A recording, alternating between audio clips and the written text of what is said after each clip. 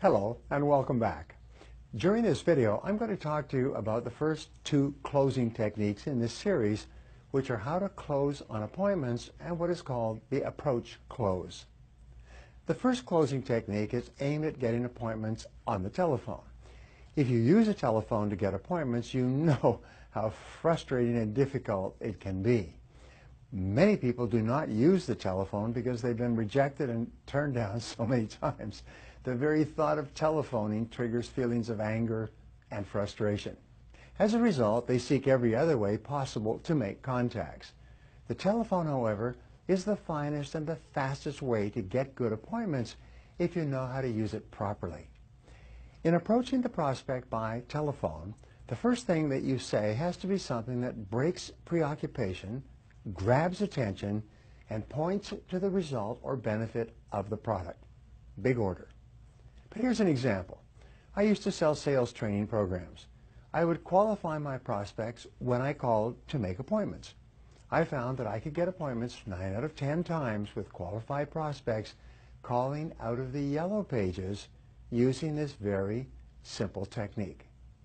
I would call up and ask the receptionist, who is the person who makes the decisions regarding sales training in your company? She would say, well, that would be Mr. Jones. I would say, thank you. What is his first name, please? She would say, Bill Jones. Then I would ask, could I speak to Mr. Jones? I would then say, hello, Mr. Jones. This is Brian Tracy. Would you like to see a method that would enable you to increase your sales by 20 to 30% over the next 6 to 12 months? Now, if you're speaking to the right person, your opening question will be aimed at something that is relevant and important and something that the other person needs or wants. What do sales managers sit around and think about all day long? They think about increasing sales. When you say, would you like to see a system that would enable you to increase your sales by 20 to 30% over the next 6 to 12 months, the first question that the prospect asks should be, of course, what is it? That is where you go into the close for the appointment. And when you are telephoning for an appointment, you are telephoning to sell an appointment, not to sell a product. The biggest mistake you can make is to start describing your product on the telephone. The prospect will almost always say, well, no, I'm sorry, I'm not interested, I can't afford it, I don't have the time, and so on. All you are really selling is 10 minutes of his time. When the prospect says, what is it?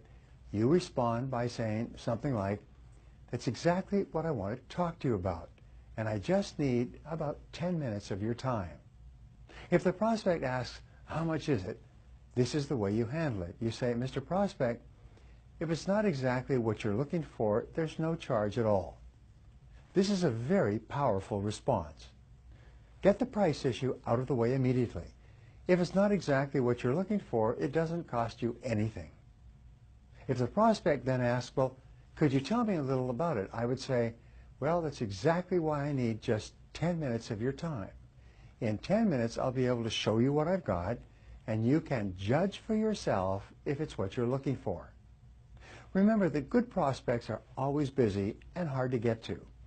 Poor prospects are not busy, and they're easy to get to. If you call up somebody and you ask for an appointment and they say, sure, come on over anytime, you can be sure that the person isn't going to buy anything from you. Now, the prospect may say, well, could you tell me a little bit about it? You say, yes, I would like to, but there's something I have to show you. As soon as you say the word show, you've sidestepped the request to describe it on the telephone. If the prospect says, well, could you send me something in the mail? I would say, I would love to send it to you in the mail, but you know how bad the mail is today. Why don't I just drop it off personally sometime this afternoon? If the prospect is at all interested, he will say, well, okay, drop it off personally sometime this afternoon. I would then ask, will you be there? If he says, yes, I'll be there, I would say, okay, about 3 o'clock, I'll be in your neighborhood. I'll drop it off personally. Don't mail information. Well, you can email information, but don't mail information.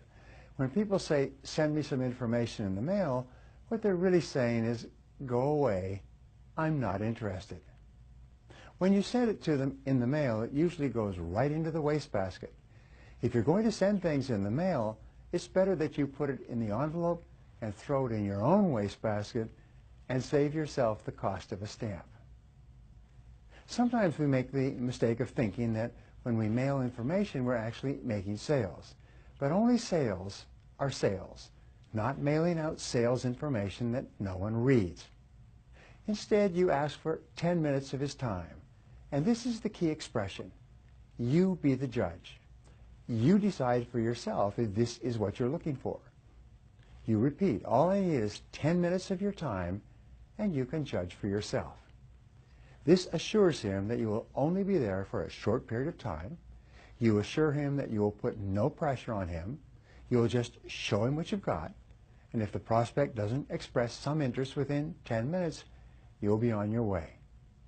I've found that if you ask for 30 minutes, you'll have to wait for weeks, maybe forever. If you ask for 10 minutes, you can almost always be slipped in. Don't make the mistake, by the way, of using the old high-pressure salesman's trick of saying, how about 10 o'clock today or 2 o'clock tomorrow? This alternative close has been used so many times that it just insults the prospects. Instead, say something like, sometime this afternoon or maybe sometime tomorrow. What would be most convenient? Be very flexible. Sometimes the prospect will say, well, why don't you call me on Monday and we'll set up an appointment? Watch out. What you say to him is this. Look, I've got my calendar right here. Do you have your calendar handy? Of course, the prospect is sitting at his desk with his calendar handy. You say, let's set up a time right now. How about 10 o'clock Monday morning? Don't allow yourself to be put off with this, call me back on Monday and we'll set up a time at that time. It's just another way of getting out of seeing you face to face. Now, the very best customers you will ever have are the ones you're going to have to fight to see the first time. They're also the ones who buy the most. When they try to put you off, when they try to avoid you by making excuses, what they're saying is that this may not be a very good prospect. Somebody is going to get to that prospect and sell that prospect, and it might as well be you. So be persistent, be polite, and be firm. Just say, all I need is 10 minutes of your time. Just 10 minutes will be enough. Give me 10 minutes and you'll be able to decide for yourself. Just sell 10 minutes. If he asks you for details about your product or service, you say, well, it's too involved to go into on the phone, but it'll just take 10 minutes and I'll show you what I've got. Sell only that 10-minute appointment. If you cannot close on telephone appointments, you can't even get to first base. So resolve to become very good on the telephone. If you're tense about using the phone, if you're nervous, it's because you've had frustrating experiences in the past. You'll become more confident as you become more competent. The very best customers are the ones you're going to have to struggle to see the first time. They're the ones who could turn into the very best customers of all. Now, the next technique is called the approach close. You use this right at the beginning of the sales presentation. The purpose of the approach close is to get the prospect to make a commitment to giving you a decision at the end of the presentation rather than him saying afterwards, I have to think it over, which, as we said before, means goodbye forever. The approach close is a technique that you use when you have a product or service which is used and needed by almost everybody. Recognize that sales resistance is the highest at the beginning of the sales presentation, so this is why you need it. And the reason sales resistance is the highest is because we live in a commercial society. Someone is trying to sell us something hundreds of times every day. We see, hear, or exposed sometimes to thousands of advertisements in a day in the form of radio, newspaper, internet, spam, television, billboard, buses, and so on. Everybody's trying to sell us something, so we have natural sales resistance from the age of probably 5 years old. Now, there's a simple and powerful way to overcome this natural resistance on the part of the customer at the beginning of the sales conversation. You simply say this, Mr. Prospect, I'm not here to sell you anything right now. All I'm going to do is show you some of the reasons why people have bought this product in the past and why they continue to buy it over the years. And all I ask you to do is look at the reasons why others have bought it and judge for yourself. You can then tell me one way or another whether or not these questions apply to you and your situation. Is that fair? I'll just show you why others have bought it, and you just tell me whether it makes sense or not to you. The person will usually agree to this proposal. What you're doing is you're offering him a deal. The deal is, I won't try to sell you if you will listen with an open mind to my presentation. The prospect usually says, okay, I'll listen with an open mind. You then go through your normal presentation. At the end of the presentation, the prospect cannot then say, well, I have to think it over. You say, Mr. Prospect, you promised you'd give me an answer one way or another. It's a very simple close. You promised you'd give me an answer one way or another.